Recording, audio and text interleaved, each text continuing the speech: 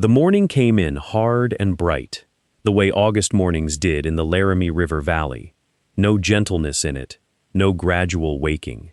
The sun simply arrived, full and insistent, pressing down on the dry grass, and the split-rail fence, and the two-room cabin, with its sod-packed roof, gone the color of old straw. She was already outside when the light found her. She had been up since before dawn, the way she always was, moving through the kitchen by feel and firelight, filling the water bucket from the barrel she kept near the door, checking the bread she'd set the night before. By the time the sky turned from black to purple, to that particular shade of amber that meant the heat was coming, and coming fast, she was in the kitchen garden, kneeling in the dry soil between her bean rows, her hands working with the quiet efficiency of someone who had learned not to waste a single motion. The garden told her what she already knew. The creek was lower than it should be for this time of year. The soil crumbled too easily between her fingers. The bean pods that should have been swollen and heavy were thin at the shoulders, and the squash nearest the fence had begun to curl at their edges, not from blight, but from thirst. 3 weeks without meaningful rain, 4 if she counted honestly. She counted honestly. Her land claim was 160 acres in the Laramie River Valley, Wyoming Territory. She had filed on it 2 years prior, carried the deed folded in her grandmother's oilcloth ledger wrap, and worked it alone since the first morning she'd arrived, with a borrowed mule and a wagon of dry goods. The cabin had been standing when she came, barely, and she had rebuilt the south wall herself that first autumn, cutting timber from the ridge and fitting the logs by hand. The barn was small but sound. The root cellar beneath the kitchen trap door stayed cold even in summer, which she considered the best feature of the entire claim. It was a proud life, and she knew it, proud and threadbare in equal measure. The land required proving. Another 3 years of continuous improvement before the claim was hers in full, recorded and uncontested. 3 years of seed money, and fence repairs, and feed bills, and the 1,000 small expenses that a farm levied on a person without mercy or pause. She had her kitchen garden, a small flock of chickens, and a contract she'd negotiated the previous spring with Mr. Pratt's Creamery in Alderton to receive surplus dairy deliveries in exchange for minor hauling favors, a modest arrangement, but one that helped. She stood from the garden, brushed the soil from her knees, and looked west toward the road that ran the 4 miles into town. She was 31 years old, unmarried, and had no intention of asking anyone for help she hadn't earned. The valley was quiet around her, the creek whispering low along the eastern edge of the property. She did not yet know what the day was carrying toward her. She heard the wagon before she saw it, the slow groan of iron wheels on dry summer road, the particular complaint of a heavy load working its way over the rut where the creek crossing had softened the earth in June and never quite firmed again. She straightened in the garden and shaded her eyes westward. The Creamery wagon came into view trailing a faint yellow cloud of dust, and behind it, on foot, came 3 others who had no business being there at all. The feed store owner walked with his thumbs hooked in his suspenders, his adult son a half step behind, matching his posture like a poor copy of a better portrait.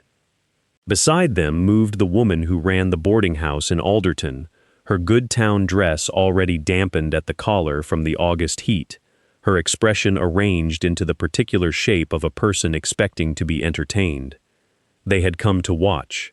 She understood that immediately, and she filed the understanding away without dwelling on it. The wagon driver, a young man she recognized from the Creamery yard, pulled up near the barn and removed his hat. He looked embarrassed. He told her there had been trouble, the heat, the distance, 3 barrels that had turned somewhere on the road between a far dairy and Alderton before anyone caught it. Mr. Pratt said she was welcome to them or he'd haul them to the ditch, whichever she preferred. He said it like he expected her to choose the ditch. She told him she'd take them. She said it simply, without hesitation, and directed him to the large wooden basin set against the shady side of the barn. The pouring began. The smell arrived first, sharp and sour and thick in the heavy air, the particular smell of milk that has moved past fresh and into something else entirely. The feed store owner made a noise of disgust. His son laughed outright.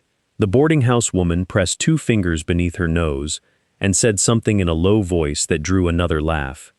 The driver poured with his face turned sideways, trying not to breathe. She stood 3 feet from the basin and watched the milk come out, white gone yellowish, thickened near the barrel walls, the whey beginning to separate faintly at the surface. She leaned slightly forward. She drew in a slow breath through her nose, deliberate and unhurried, as though she were reading something. Because she was. Her grandmother had told her once that soured milk spoke plainly if you knew how to listen. It told you how far it had gone and whether it still had somewhere left to go. She was listening now, to the smell, to the texture pulling away from the barrel in slow ropes, to the color that was wrong for cream but not wrong for curds. The laughing continued behind her. She did not turn around. She thanked the wagon driver by name. He nodded, relieved, and clicked the horse forward. The 3 others lingered another moment, savoring the spectacle they believed they had witnessed. She was already somewhere else in her mind entirely. The wagon wheels had long since faded down the road toward Alderton before she moved from the yard. The basin sat in the late afternoon light, covered with an old canvas she had dragged from the barn, weighted at the corners with river stones. She had done that quietly and without ceremony, the way a person tucks in something that needs to rest. Inside, the cabin held the particular hush of a summer evening winding down, the hearth still carrying warmth from the noon fire, the window squares going amber. She did not eat supper first. She went to the trunk. It sat in the corner of the sleeping room, a flat-topped cedar chest she had hauled all the way from Missouri in the back of a neighbor's wagon 6 years prior, when she was 25 and the territory felt like a dare she had decided to accept. She had packed it carefully then. She still knew every layer. Her hands moved without hesitation through folded wool, a spare pair of boots wrapped in brown paper, a tin of buttons, a letter from a cousin she had never answered. Near the bottom, wrapped in oilcloth tied with a strip of old leather, was the ledger. She carried it to the kitchen table and set it in the circle of firelight. The cover was plain, no title, no decoration, just soft leather gone dark at the edges from decades of handling. Inside, her grandmother's handwriting moved across the pages in a close, unhurried script, the ink faded brown in places, the letters still perfectly legible if you took your time. She had always taken her time with it. The first pages were household accounts, soap, candles, winter stores. But she knew where to go. She turned slowly past a section on pickling, past the remedy pages, until she reached the dairy notes. There they were. Careful observations written across a dozen pages, as particular and patient as the woman herself had been. Temperature of the milk at setting, timing by season, the character of the curd depending on how far the souring had gone before the rennet was added. Notes in the margins, small and practical. Too warm, shortened the press, / cool cellar gave a firmer rind, / the sharper smell made the better wheel. She read slowly. She had read these pages before in her life, years back as a girl helping in the Tennessee dairy, but she had read them then with a girl's half attention, absorbing without knowing she was absorbing. Now, she read them the way a person reads a map when they are already standing at the crossroads. Every line meant something different than it had before. Her grandmother had worked with milk far gone, she said so plainly on the 4th page. Milk that had turned on a hot journey still made a fine, hard cheese if the curds were handled gently and the press was patient. She read that sentence twice. Outside, the evening insects had started, and the creek made its low, familiar sound along the eastern edge of her claim, steady and unhurrying, like something that had always known the way. She closed the ledger carefully and set it back in its oilcloth wrap before she did anything else. That was the kind of woman her grandmother had been, tidy with her knowledge, respectful of what had been written down, and she understood now why. The words needed to stay clean. She would carry them in her hands, not on the page. The morning came gray and mild, which suited the work. She built the kitchen fire up slow, not roaring but steady, the way a long day required, and she lifted the cast-iron pot onto its hook above the flame. She had chosen the barrel that smelled the sharpest. Her grandmother's margin note had said so plainly, and she trusted it. The milk she ladled in was thick and faintly yellow, with that particular sour warmth that told her the bacteria had done their long work through the August heat.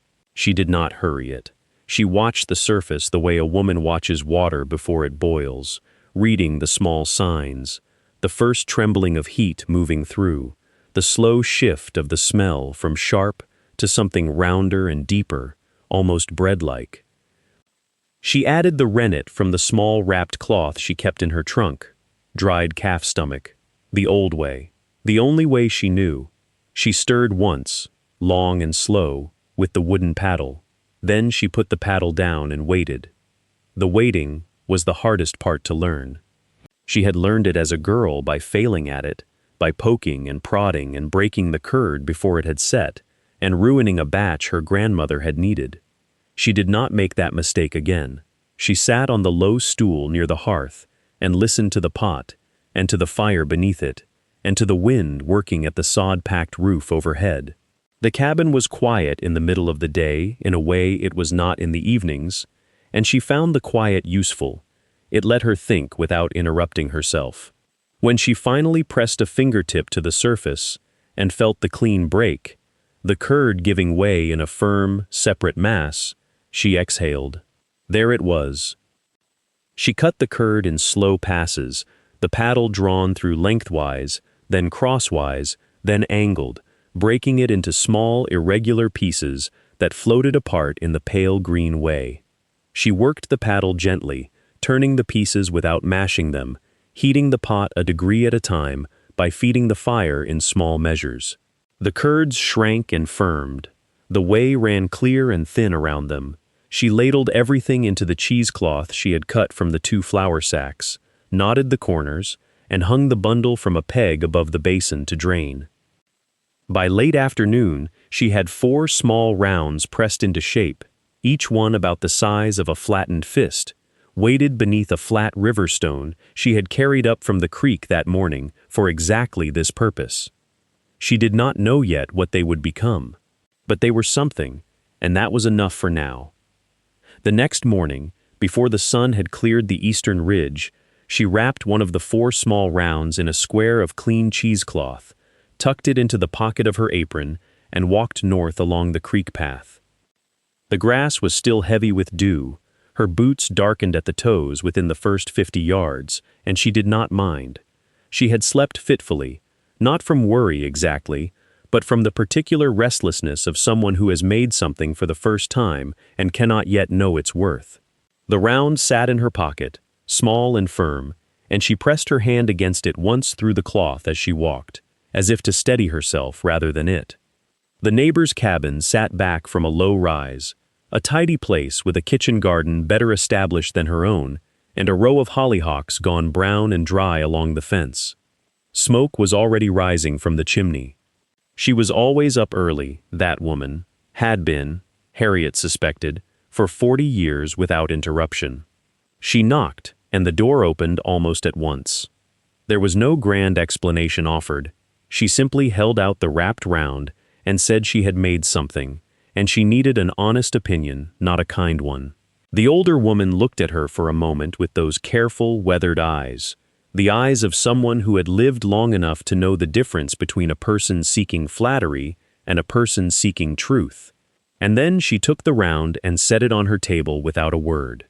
She unwrapped it slowly. She pressed it with one finger along the rind, which had begun to form a thin, pale skin overnight.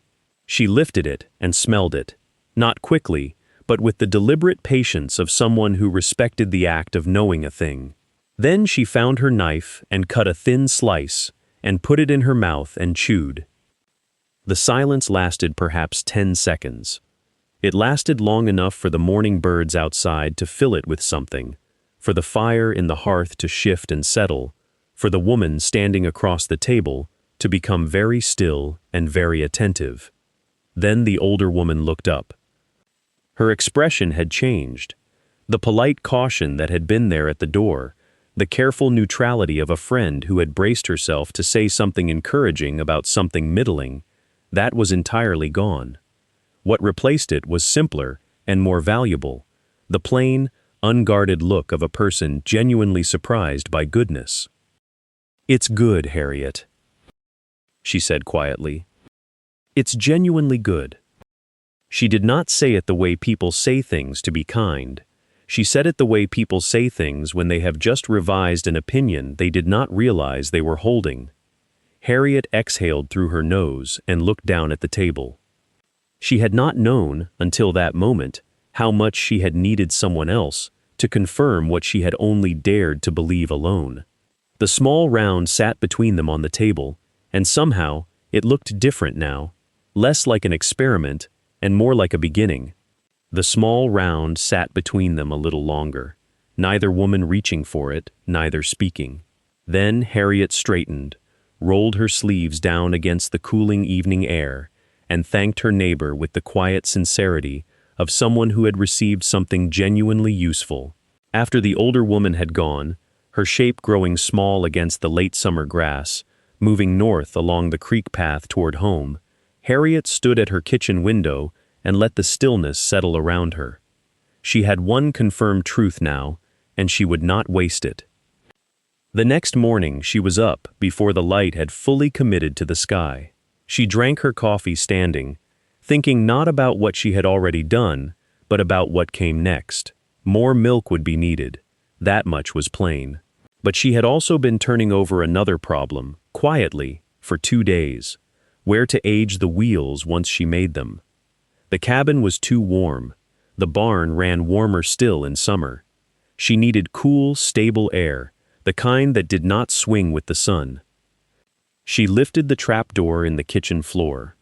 She had gone down into the root cellar 100 times, for potatoes, for the crocks of put-up vegetables, for the small barrel of salted pork she had carried through the winter.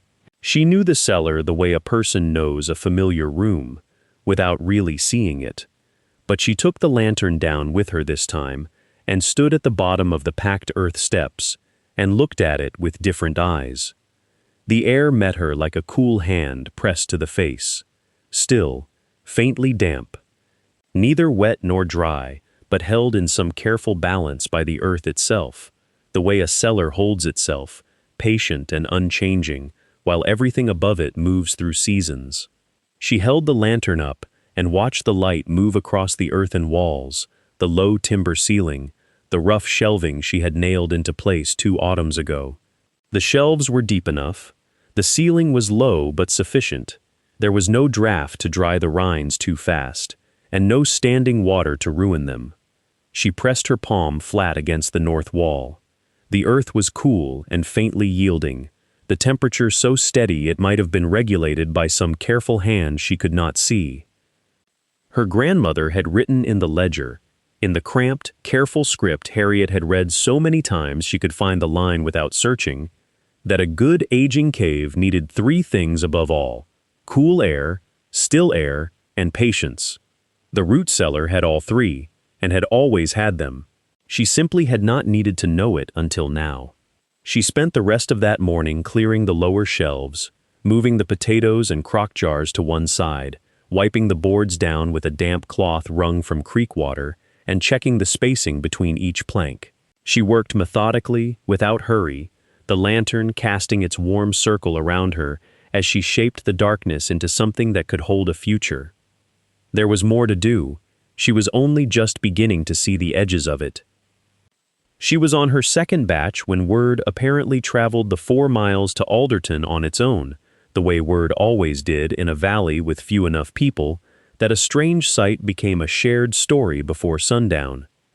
She heard the wagon on the road before she saw it. A single horse, unhurried, the kind of pace a man takes when he has not quite decided how seriously to treat his own errand. She was standing at the kitchen hearth, watching the curds firm in the pot, when the knock came at the open door. He was a solid man, neither tall nor short, wearing a good hat and a look that was working hard to remain unreadable. She recognized him, without having had occasion to speak more than a few words to him before. The creamery owner from Alderton. She invited him in without ceremony, the way she invited anyone in, and did not offer an explanation of what she was doing, because he could see it plainly enough. The basin, the cheesecloth stretched over the pot rim, the 4 small rounds already resting on the lower shelf beside the hearth, each one wrapped and waiting. He looked at them the way a man looks at something that does not quite fit the story he arrived with. He said he had heard she'd done something with the load his man delivered. His tone was careful, not apologetic exactly, but not mocking either. More the tone of a man who has been told something improbable and come to verify it himself before deciding how to feel.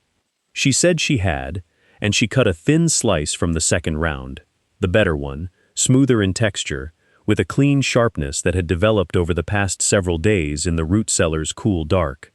She set it on the edge of a cloth and offered it to him without remark. He ate it. He did not hurry. He turned it in his mouth the way a careful man does, neither performing approval nor performing doubt. For a long moment he said nothing. Then he said it was not what he expected. She waited. He looked once more at the rounds on the shelf, then at the basin, then at some middle distance that seemed to hold his thoughts. He said he could not make any promises. He said the summer had been unusual, and that sort of spoilage did not happen ordinarily, and he couldn't speak to whether there would ever be another load of that nature. She said she understood perfectly and thanked him for stopping. He set his hat back on his head at the door and paused just a moment, as if there were something further to say. But he did not say it. He walked to his wagon and turned back once down the lane, and she could not read his face at that distance. She stood in her doorway and watched until the dust settled. He had not laughed. She had offered no argument, no plea, no cleverness. She had simply handed him a piece of what doubt looked like when it was wrong, and he had tasted it. That was enough for now. The days that followed had a different quality to them, not easier, exactly, but more purposeful, the way a river moves faster once it finds its channel. She did not wait to see whether Mr. Pratt would return. She did not wait for permission or for certainty. She went to work with what she had, and when what she had was not enough, she went looking for more. The first thing she needed was milk. Good, fresh milk, in steady supply. She knew the 2 dairy farmers who ran small herds along the western edge of the valley, men who sold their cream to the creamery and thought little of the skim that remained. She walked to both farms inside of 3 days, carrying a small round wrapped in cheesecloth as her only argument. She did not ask for charity. She proposed a trade, their surplus skim milk, which they were watering their hogs with, in exchange for a wheel of aged cheese at each season's end. Both men agreed before she had finished explaining. They had tasted the cheese. With steady milk promised, she turned to the press. She had been working the curds by hand, and her arms knew it, a persistent ache from wrist to shoulder that she had accepted without complaint, but could not afford to keep. She spent 2 evenings in the barn, with scrap lumber she had saved from the fence repair the previous spring, measuring twice and cutting with care. The press was simple in principle: 2 flat boards, a centered post, a crossbeam, and a threaded wooden screw she fashioned slowly with a hand chisel, and more patience than she had known she possessed. She set a flat river stone, pulled from the creek bank, as the weight on top. It was not beautiful. It worked. With the press built and the milk coming in twice a week, she opened the ledger. She spread it on the kitchen table each evening by firelight and read slowly, the way her grandmother's handwriting deserved to be read, each entry deliberate, the letters slanting gently to the right as if leaning towards something just beyond the page. She chose 3 recipes from among the entries: a soft, mild round meant to be eaten young, a firmer wheel meant to age 6 weeks or more, rubbed with lard and salt, and a third style, sharper and smaller, pressed hard and left the longest. Her grandmother had called it a keeping cheese, made for winter, made for waiting. She began producing all three in rotation. The root cellar, which had always smelled of earth and cold and the faint sweetness of stored turnips, began to carry something new beneath those smells, a living tang, faintly sharp, distinctly alive. She went down each morning with her lantern and turned the wheels by hand, checking the rinds, noting their color and firmness in the margins of the ledger in her own hand beside her grandmother's. The shelves began to fill. September moved into October without asking anyone's leave, and the cheese ripened quietly in the dark below the kitchen floor, doing what it needed to do.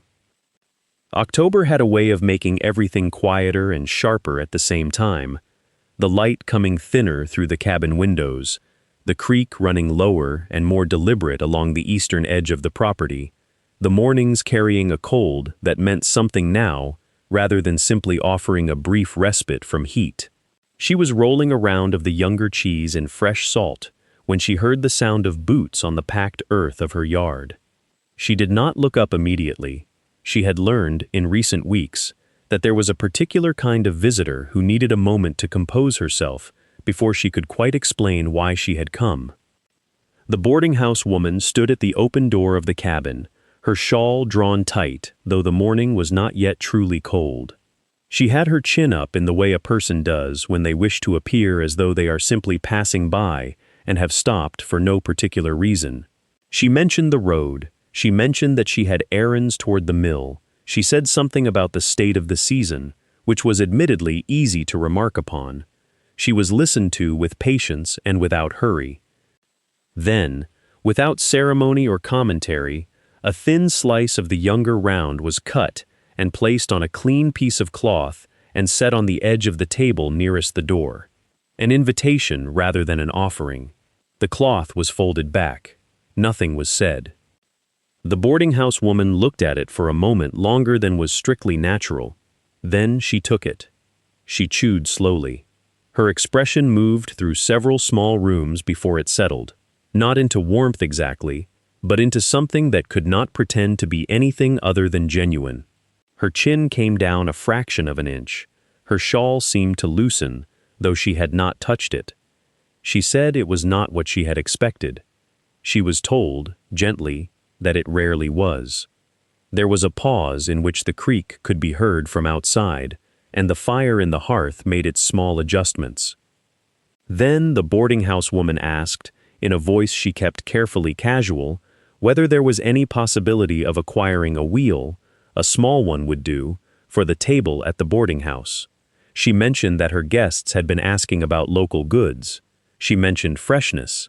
She did not mention August or the wagon, or what she had said while standing in the yard watching the barrels unloaded. She was not required to. A small wheel of the mild young round was wrapped in cheesecloth and set into her hands. The price named was fair and firm. The sale was made with a receipt written in the ledger margin, the ink still drying as the boarding house woman walked back up the road toward town, her chin restored to its customary height, but her step carrying something new in it, the particular quiet of a person reconsidering. The boarding house woman had barely cleared the lane when Harriet sat down at the table and opened the ledger. Not to the recipe pages, not to the temperature notes, or the curd timing marks she had been keeping through all the weeks of August and September and the cooling turn of October. She opened it to the very back, where the last few pages were still blank, her grandmother's hand having stopped where it stopped, leaving the rest as gift or as invitation. She had never been sure which. Now she took those pages as the latter. She had been cutting labels for 2 days already, working in the evenings after the cellar rounds were done. The paper came from the same general store where she intended to sell, purchased in a small sheaf on a Tuesday when she had gone to inquire about shelf space. She had sat with the sheaf for one full evening before she cut a single piece of it. There was something in the cutting that wanted to be done correctly. The words were not complicated, 3 of them, her own name first. Voss. Because the valley was named for no one yet, and she had decided quietly, without announcing it to a soul, that a thing she made could carry her name as honestly as any deed of land. Then, valley. Which was true. Then, cheese. Which required no elaboration. She wrote the first label slowly. Then she wrote the second. By the fourth, her hand had found a rhythm, and the letters settled into themselves with a confidence that surprised her. Not boastful, just clear. The way a well-driven nail is clear. The way creek water is clear when the silt has finally settled. She cut the twine in lengths she had already measured twice. She tied the first wheel in the kitchen lamplight and held it at arm's length and looked at it. Her name was on it. Her name was on something she had made from a barrel of sour milk that 3 people had watched poured into a wooden basin in her yard, shaking their heads at the smell and the waste and the foolishness of the woman standing there, taking stock of it rather than weeping. Her name was on something that had gone from stinking wreckage to a firm, cloth-wrapped round that smelled of the cold stone shelf it had rested on, and the particular earthiness of her root cellar floor, and something else. Something she could only call her own work, because that was what it was. She tied 14 more labels before the lamp began to gutter. She wrapped each wheel carefully in fresh cloth, then in paper, then set them into the 2 wooden crates she had borrowed from Mrs. Fitch's barn. In the morning, those crates would go into town. Her name would go with them, tied on with twine, written in her own hand. The crates came back empty before the week was out. Not just sold, spoken for, twice over, with handwritten notes tucked inside from the proprietors at Granger's General Store and the railroad supply post asking what she could spare next, and when, and how much. One note was written on the back of a bill of lading. Another was folded small and pressed flat, as though the man writing it had taken some care with it. And that small pressed fold told her more than the words did. These were not charity orders. These were not men taking a chance on a neighbor woman to be kind. These were men who had opened a wheel and tasted what was inside and needed more. She read the notes twice at the kitchen table, then set them in the oilcloth wrap with her grandmother's ledger, because they belonged there now. That same afternoon she walked the half-mile north to Mrs. Fitch's place and knocked at the door. The widow came out wiping her hands on her apron and listened with her head tilted and her eyes steady while the situation was explained. The doubled orders, the root cellar that could hold what she needed to hold, the hands that were becoming the bottleneck now that the knowledge was no longer the hard part. They stood together on the widow's porch for a moment without speaking. Then the widow said she would ask Louisa. Louisa Fitch was 18 years old and had her mother's steady eyes and her own particular way of moving through work, neither rushed nor slow, but present, as though her hands were also thinking. She came the next morning with a canvas apron over her dress and stood at the edge of the kitchen and listened to everything she was told without interrupting once. When the first instruction was finished, she asked one question. A good question. One that showed she had already understood what came before it and was reaching for what came after. By afternoon she had the feel of the curd in her fingers. By the second day her pressing was even. By the third day she was moving around the kitchen with the ease of someone who belonged in it, and the woman working beside her felt something shift, not a lessening of her own work, but an expansion of it, as though the walls of what she was building had quietly stepped outward to make room for something more. She had begun this alone, in a yard full of sour milk and strangers' laughter. She had kept it alone through the long work of learning and building and waiting. But watching those careful 18-year-old hands cradle a cloth-wrapped round with the first instincts of real knowledge, she understood that the next chapter of this enterprise would not be written by one woman at all. The morning of the county harvest gathering came in cold and clear, the kind of November sky that looked polished, hard and blue as creek ice overhead. She loaded the wagon before full light, wheels of varying age nested in cloth, labels tied with twine, a small folding table borrowed from the widow up the road, and drove the 4 miles to Alderton with her breath making small white clouds and the horse's hooves ringing sharp against the frozen ruts.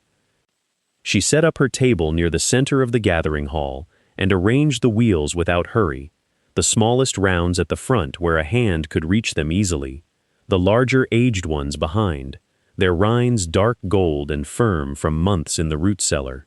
She set out a small board for tasting, a handled knife, and a neat stack of her paper labels where people could read the name clearly. Voss Valley Cheese. Written in her own hand. The crowd came slowly at first, then steadily.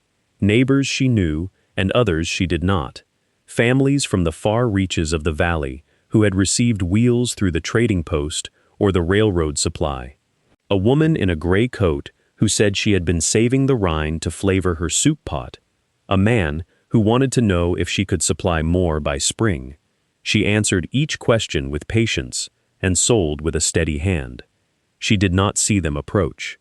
She was wrapping a wheel when she became aware of 3 people standing at the near edge of her table. The feed store owner, his grown son, and the woman who ran the boarding house, their hats turning slowly in their hands. They looked at the wheels. They looked at the labels. The older man cleared his throat and asked, in a voice that held none of August's confidence, whether he might purchase one, a large one if she had it. She looked at them with clear eyes and a warm smile, the kind that cost nothing and meant everything. She told him she did, selected the finest aged wheel remaining, named the price without apology, and wrapped it herself with the same care she gave every customer. She thanked them for coming. She meant it. That evening she drove home under a sky salted with stars. The lantern hung at the wagon's side, casting its small, dependable circle of gold on the frozen road. The root cellar was nearly empty now, which meant it had been full and was full no longer, which was the whole point of everything she had worked toward since August. The land was hers, paid and signed. The contract for next year was folded in her coat pocket. She had begun with 3 barrels of sour milk and a yard full of laughter. She carried home a lantern, a name, and a future.